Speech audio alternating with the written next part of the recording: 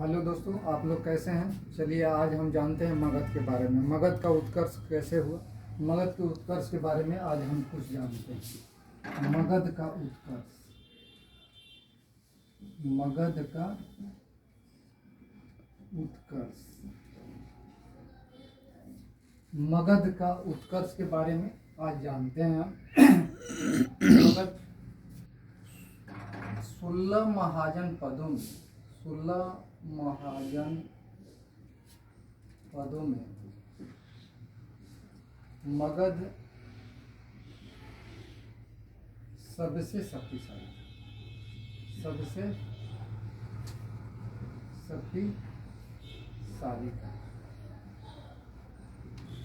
16 महाजन पदों में मगध सबसे शक्तिशाली था। चलिए अब हम जानते हैं कि मगध पर कितने राजवंशों ने शासन किया और बारी बारी से सभी राजवंश के बारे में हम पढ़ेंगे। सबसे पहले जानते हैं कि मगध का संस्थापक कौन था। मगध का संस्थापक विदर्भ। संस्थापक बृहद्रथ। मगध का संस्थापक कौन था? बृहद्रथ। हम जानते हैं कि बृहद्रथ जो था, बृहद्रथ वंश का भी संस्थापक बृहद्रथ वंश था। सबसे पहले हर्यक वंश से पहले एक वंश था जिसका नाम था बृहद्रथ वंश। क्या नाम था? बृहद्रथ वंश। कौन सा वंश था? बृहद्रथ वंश। इसका कोई खास जरूरत नहीं है, पर कभी कभी परीक्षा की दृष्टिकोण से इसको ध्यान में रखना है कि बृहद्रथ वंश के संस्थापक कौन थे और मगध साम्राज्य का संस्थापक कौन थे। यानी वही बृहद्रथ है जो बृहद्रथ वंश की स्थापना की। बृहद्रथ वंश की स्थापना किसने किया? बृहद्रथ ने किया। किसने किया? बृहद्रथ ने किया। चलिए बृहद्रथ वंश के बारे में जानते हैं। सबसे पहले बृहद्रथ वंश में संस्थापक इसका हो गया बृहद्रथ। इसके बाद जरासंध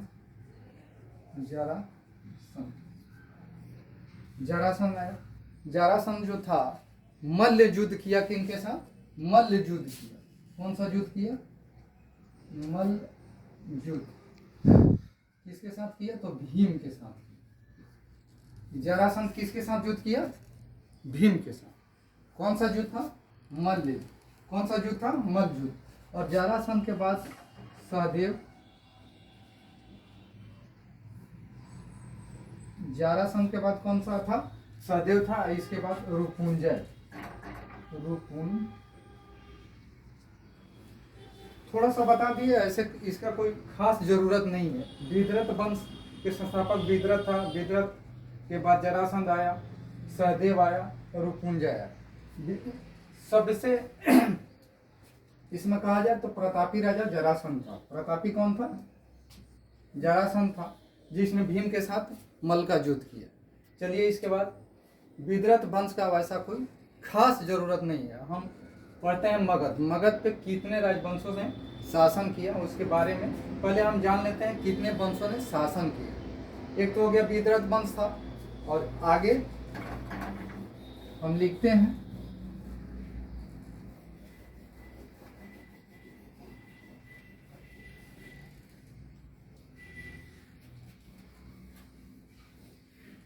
मगध में वंशों का क्रम। मगध साम्राज्य पर वंशों का क्रम।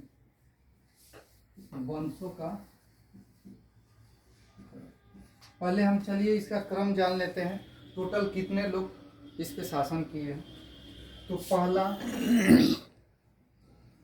हर्यक वंश।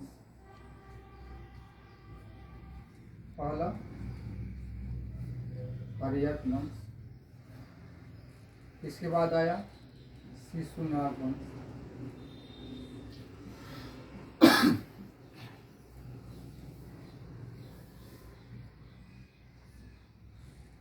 इसके बाद नंद वंश। नंद वंश, इसके बाद मौर्य वंश, मौर्य वंश, इसके बाद शुंग वंश, शुंग वंश, कौरव वंश, कौरव वंश और सातवाहन।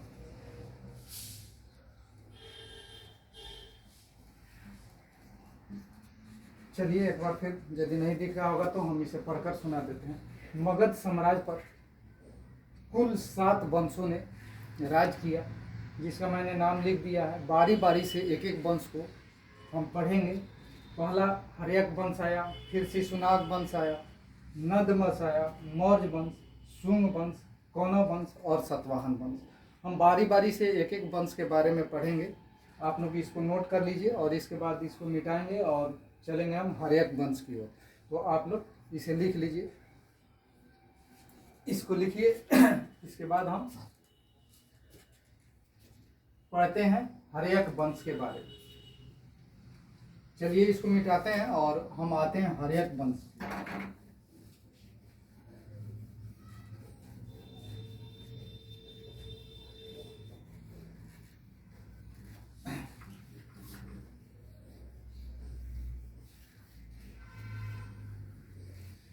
चलिए लिखते हैं हर्यक वंश। हर्यक वंश,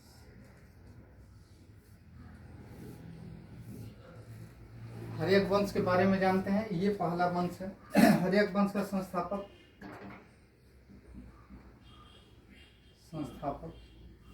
बिंबिसार,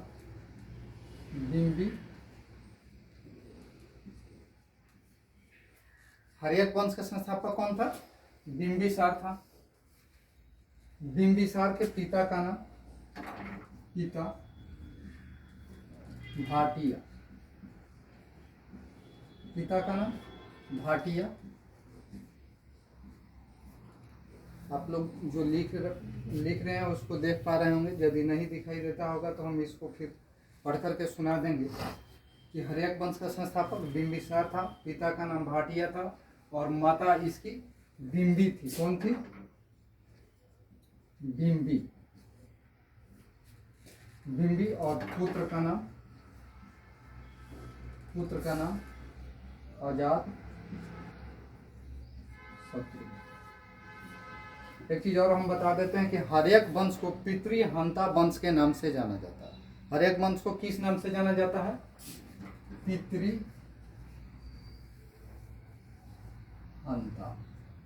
पितृहंता वंश। पितृहंता वंश क्यों कहा जाता है? क्योंकि बिंबिसार का पुत्र जो अजातशत्रु था, वो अपने पिता को मार करके गद्दी पर बैठा और अजातशत्रु को उसके बेटा ने उदयन आएगा आगे, उदयन ने मार करके अपने राज को हासिल किया। तो हम पढ़ रहे हैं हर्यक वंश। हर्यक वंश के संस्थापक बिंबिसार, पिता भाटिया, माता बिंबी, पुत्र अजातशत्रु, पत्नी के बारे में जानते हैं। पत्नी, ऐसे इतिहास में 3 पत्नियों का नाम आता है। बिंबिसार की 3 पत्नियों का नाम आता है, लेकिन इन्होंने 500 से अधिक रानियों के साथ शादी किया था। बिंबिसार जो था 500 से अधिक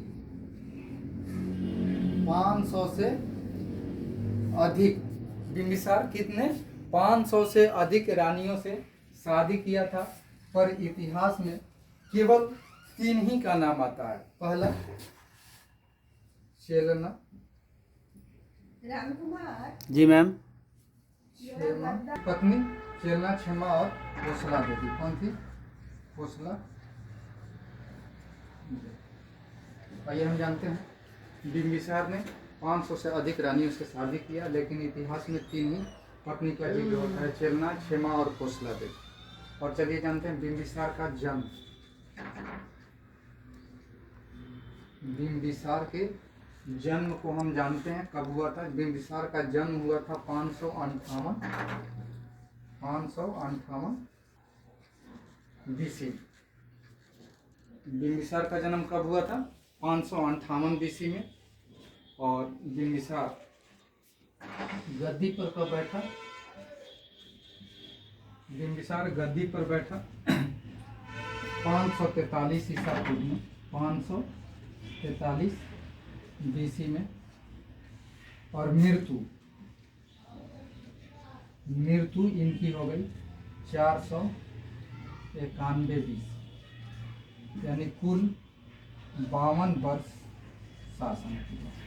बिंबिसार ने कुल कितने वर्षों तक शासन किया? 52 वर्षों तक। इनका जन्म कब हुआ? 558 BC में। मृत्यु 491 BC में। गद्दी पर कब बैठा? 543 BC में। यानी कि कुल मिलाकर बिंबिसार ने 52 वर्षों तक शासन किया मगध के राज्य पर। और चलते हैं, देखते हैं बिंबिसार जो था किस धर्म को मानता था। तो धर्म ये बौद्ध एवं जैन।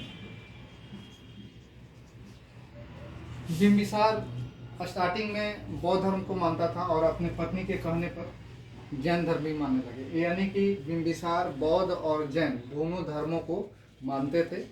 पर स्टार्टिंग में बौद्ध धर्म मानते थे और पत्नी के कहने पर क्या मानने लगे? जैन धर्म मानने लगे। और इसके बाद हम चलते हैं बिंबिसार का पुत्र अजातशत्रु। इधर चलते हैं, इसको मिटा देते हैं और मिटाने के बाद हम ले चलते हैं अजातशत्रु की।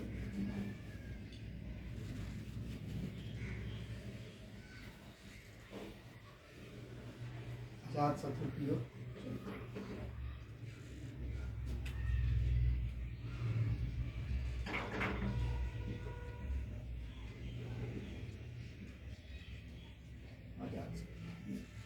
अजातशत्रु के बारे में जानते हैं।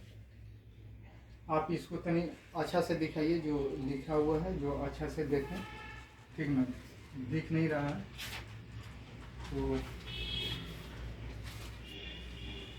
अजातशत्रु के बारे में जानते हैं। अजातशत्रु के पिता का नाम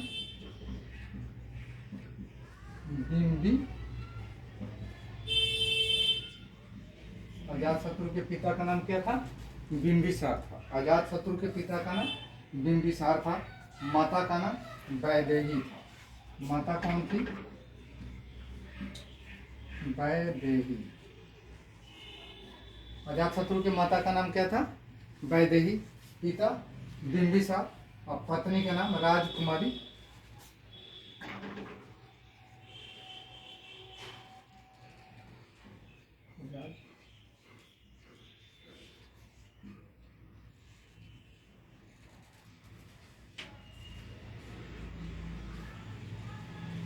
राजकुमारी वजीरा।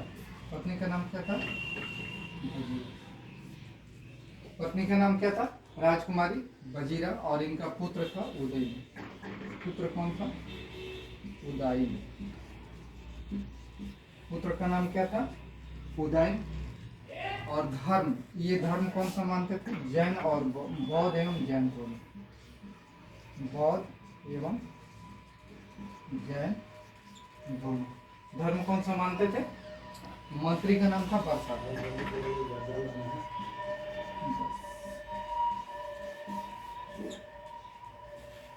अजातशत्रु के मंत्री का नाम था बरसकार। और इनका जन्म हुआ था 509 ईसा पूर्व में। जन्म 509 BC में। गद्दी पर कब बैठे? 491 BC में। मृत्यु कब हो गया? इनकी मृत्यु 461 ईसा पूर्व में। कब हो गया? 461 ईसा पूर्व में। कुल कितने दिनों तक रहे? 32 चलिए फिर से बताते हैं। हाँ, बिंबिसार का नाम था श्रेणिक। और अजातशत्रु का नाम है कुणिक। अजातशत्रु का नाम कुणिक है और इनके पिता का नाम बिंबिसार, जिनका नाम श्रेणिक भी था। माता का नाम वैदेही है। पत्नी राजकुमारी वजीरा थी। पुत्र उदयन था। धर्म बौद्ध एवं जैन मानते थे। इनके मंत्री यानी अजातशत्रु के मंत्री का नाम वत्सकार था। और अजातशत्रु का जन्म 509 BC में हुआ था। गद्दी पर 491 BC में, सॉरी, गद्दी पर 491 BC में बैठा और मृत्यु 461 BC में हुआ। कुल 32 वर्ष। जी मैम। चलिए आगे हम अगले वीडियो में देखते हैं।